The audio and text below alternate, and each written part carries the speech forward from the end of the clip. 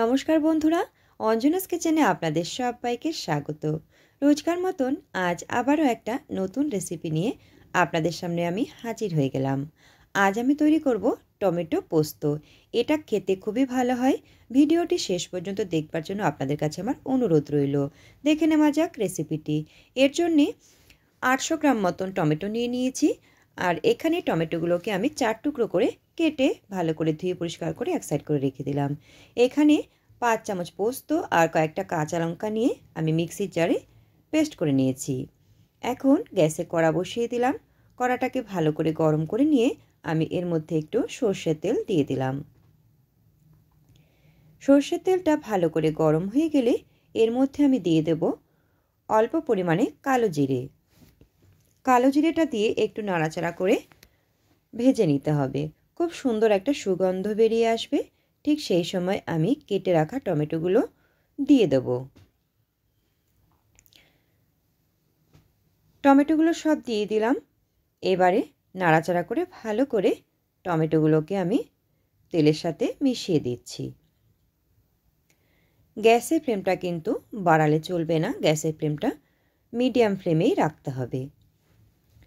এখন আমি এর মধ্যে দিয়ে দিচ্ছি পরিমাণ মতন লবণ আর পরিমাণ মতন হলুদ গুঁড়ো,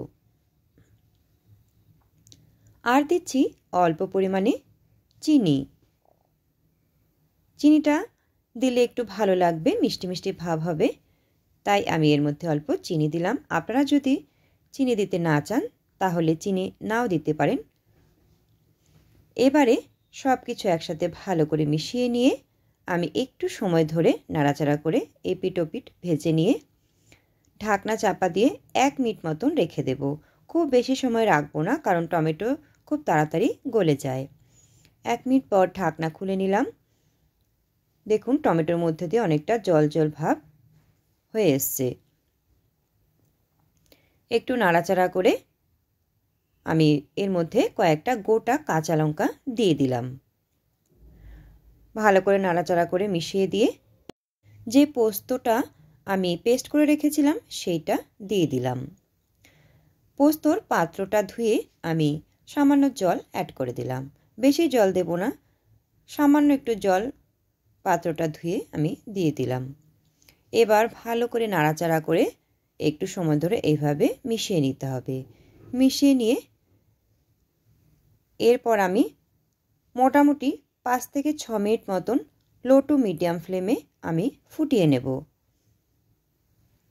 তাতে করে যে জল জল ভাবটা রয়ে গেছে সেটাও একটু শুকনো শুকনো ভাব হয়ে আসবে আর টমেটোগুলো ভালো করে সেদ্ধ হয়ে আসবে। একটু পরপর এইভাবে নাড়াচাড়া করে দিতে হবে, নইলে নিচ দিয়ে লেগে যাওয়ার সম্ভাবনা থাকবে। দেখুন জল জল ভাবটা অনেকটাই শুকিয়ে এসছে, আর একটু সময় ধরে একটু নাড়াচাড়া করলেই জল জল ভাবটা আরও শুকিয়ে যাবে।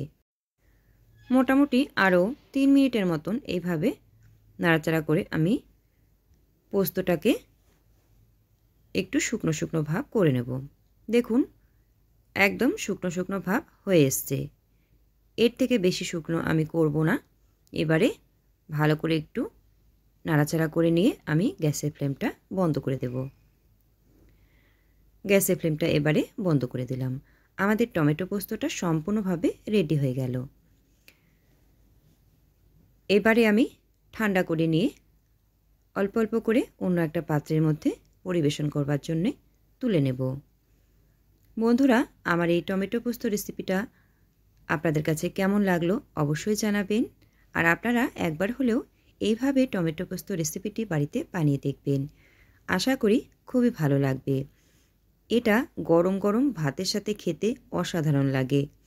আমার এই ভিডিওটি যদি ভালো লেগে থাকে আপনাদের কাছে তাহলে লাইক শেয়ার করে দেওয়ার জন্য অনুরোধ রইল। আর নতুন বন্ধুরা আপনারা যদি ফেসবুক থেকে দেখে থাকেন তাহলে পেজটিকে ফলো করে দিয়ে পাশে থাকবার জন্য অনুরোধ রইল। আর যদি ইউটিউব থেকে দেখে থাকেন তাহলে চ্যানেলটিকে সাবস্ক্রাইব করে দিয়ে পাশে থাকবার জন্য অনুরোধ রইল। আজকের মতন এখানে শেষ করছি। ধন্যবাদ।